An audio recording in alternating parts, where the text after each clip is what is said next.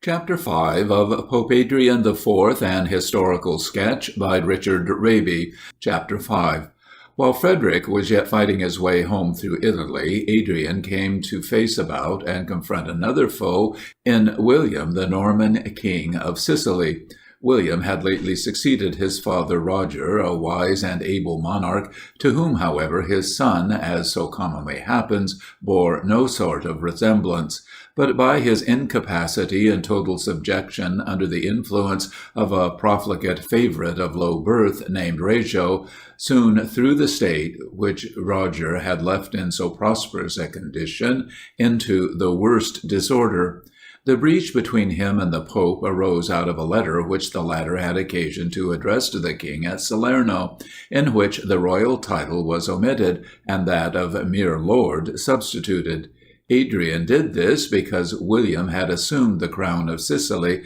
without first asking it of the Pope, who, as the feudal patron of that island by ancient compact with its Norman conquerors under Robert de Guiscard in the time of Pope Leo IX, A.D. 1053, justly felt his rights infringed by a proceeding which set at naught their established forms. In revenge of this pretended insult, William refused to negotiate with the ambassadors through whom it came, and furthermore gave orders to his chancellor Scitinius, whom he had just made viceroy of Apulia, to attack the domain of the church, which that officer accordingly did by laying siege to Beneventum and devastating its territory. But as this proceeding caused a number of disaffected crown vassals of Apulia, already secretly tampered with by agents of the Greek emperor, anxious to recover his lost sway in Italy, to revolt against the Sicilian government, many of whom in so doing marched to the relief of Beneventum, Scitinius was soon obliged to raise the siege of that city, and turn his arms against some more vulnerable point. To this end he passed direct into the Campagna, and there set fire to the towns of Caparano, Barbuco, and Todi, after which he made his retreat, demolishing by the way the walls of Aquino, and driving a crowd of monks out of their convents, which he gave up to the plunder of the soldiers. These events had transpired while Frederick Barbarossa was yet advancing towards Rome to demand the imperial crown, and on his arrival formed one of the heads of complaint to him on the part of the Pope, who hoped to use the strong arm of the professed champion of the Church in redressing her wrongs. Frederick, indeed, expressed the warmest zeal in the Pope's cause, and none the less so as it presented, under the appearance of a sacred duty, a prospect so inviting to his own ambition. But, as we have seen, he was reluctantly compelled by his murmuring soldiers to close his campaign and return home. He did not, however, lose sight of Sicily, which, as will be described in the sequel, gave rise to a fresh and sharper quarrel between him and the Pope. Disappointed in his hopes of assistance from Frederick, Adrian, with characteristic energy, resolved to assist himself, and rejoined to the ruffianism of William with a ban of excommunication, a proceeding which instantly decided in the Pope's cause several of the most powerful nobles of Apulia, especially Robert, Count of Loritelli, the king's cousin, Andrew, Count of Rupi, Canino, Richard, Count of Aquila, and Robert, Prince of Capua, men who, like the bulk of their order, were impatient to shake off the oppressive and ignominious yoke of the royal favorite Rajo. Backed by these, who again were secretly encouraged by the court of Constantinople, Adrian followed up his ban of excommunication by invading at the head of his troops the Terra di Lavoro, which he totally subdued, and then proceeded to Beneventum, where he fixed his headquarters. William, who in the meantime was in Sicily and lulled asleep to every interest under the noxious influence of Rajo, no sooner became aware of his bad fortune across the water, where, owing to the events just related, all his Italian possessions, with the exception of Naples, Amalfi, Sorrento, and a few other towns and castles of secondary importance, were wrested from him, than he presently shook off his lethargy, sailed over to Salerno, and from that city sent ambassadors to the Pope to negotiate a peace. To this step he was urged all the more by finding out that Emmanuel, the Greek emperor, after refusing to stand his ally at the beginning of the war, was in correspondence through his minister Palaeologus with Adrian, trying to procure from the latter the cession of 3 seaports of Apulia in consideration of a large sum of money and of the promise to expel the Sicilian king from his Italian dominions. The offers which William made were, namely, to pay a sum equivalent to that rendered by Emmanuel, to surrender the 3 seaports in question as an indemnification for the damage done by Scitinius, and to swear fealty to the Pope as the liege lord of Sicily. At first Adrian doubted if these terms were genuine, and sent a cardinal to Salerno to learn the truth. On being advised that all was straightforward, he declared his readiness to accept them. But a cabal in the German interest among the cardinals now put in such a strong opposition to the Pope's intention that, taken by surprise, he dropped it, and retracted his favourable answer to William. The truth was, a reconciliation between Adrian and William would have seriously embarrassed Frederick Barbarossa's designs on Sicily, to say nothing of the protection which such an event would secure to the Pope against those farther aggressions on the Church which the Emperor had in view. Driven to desperation by the final decision of the Pope, William, who, with all his faults, seems still to have been capable of a rash energy when real danger stared him in the face, resolved to throw himself again on the chance of war. Collecting a formidable armament by sea and land, he invested Brundusium, which, with the exception of the citadel, had fallen into the hands of Michael Ducas, the Greek general. The citadel, which could not be subdued by arms, was obliged at last to yield to famine, when, in the moment that the garrison was about to close with the terms of surrender proposed by the enemy, William came up with his army, and obliged the Greek commander, instead of taking possession of the citadel,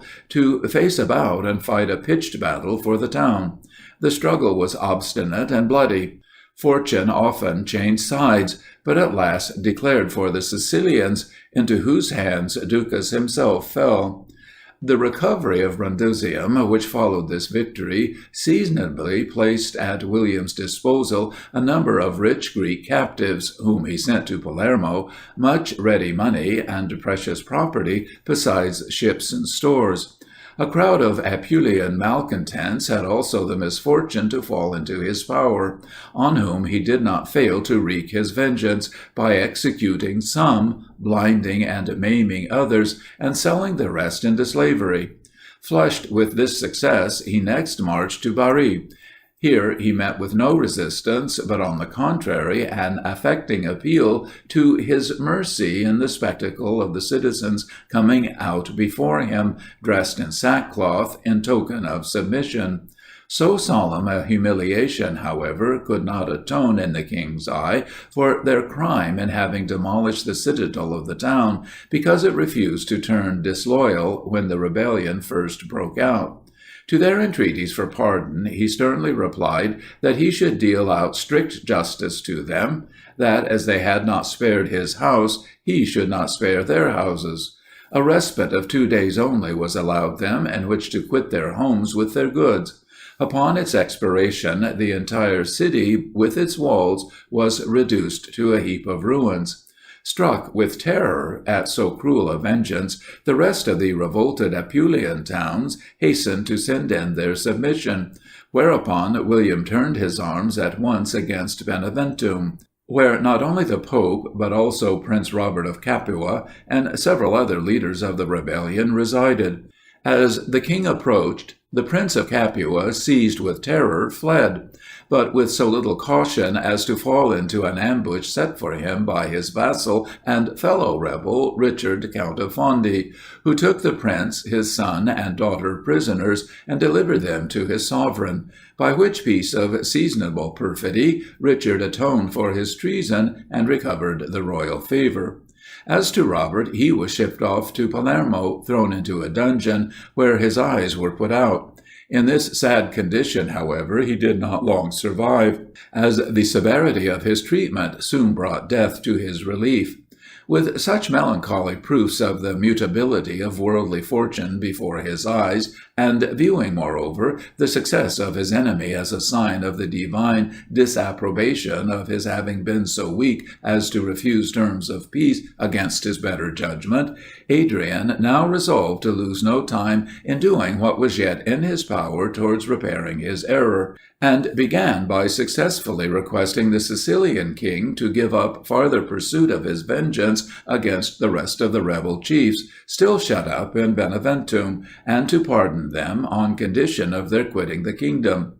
He next offered to close with those terms of peace, the rejection of which had caused the present war, and sent ambassadors to the king on the subject. William received them respectfully and opened negotiations with them. The Pope, on his part, engaged to invest the king in fief with the kingdom of Sicily, the duchy of Apulia, the principality of Capua, Naples, Salerno, and Malfi, with the March, and with all that he claimed on his side the Marsa. The king, in return, engaged to swear fealty to the Pope, to defend him against his enemies, and to pay him a fixed yearly tribute for Apulia, Calabria, and the March. These formed the principal articles of the treaty now agreed to, but there were others included, in which the king took advantage of his position as conqueror to exact terms in favor of the secular, and to the detriment of the spiritual power in his states. By these terms, the royal right to confirm canonical elections was extended. Appeals to Rome from Apulia were restricted, while in Sicily they were wholly abolished, as well as the right to send legates into the island. This peace was signed in the church of St. Marcianus, near Beneventum, where, in the presence of a splendid array of nobles and of a vast crowd of people, the king of Sicily prostrated himself in homage at the feet of the Pope, who then embraced his august vassal and invested him with fiefs of Sicily, Apulia, and Capua, by presenting him with 3 standards representing those states. After all was over, the king made rich presents of plate and precious garments to the cardinals in the suite of the Pope, of whom he then took leave and returned to Palermo. Shortly afterwards, Adrian published a bull in which the peace was confirmed. On his way from Beneventum to Rome, he visited Orvieto, a city which had for a long time stood in open rebellion against him as its prince, but had recently returned to its duty. Here he stayed some time, and received the most loyal demonstrations from the citizens, on whom he conferred many tokens of his paternal regard. From Orvieto he proceeded to Viterbo for the winter, and then repaired to Rome. End of chapter 5.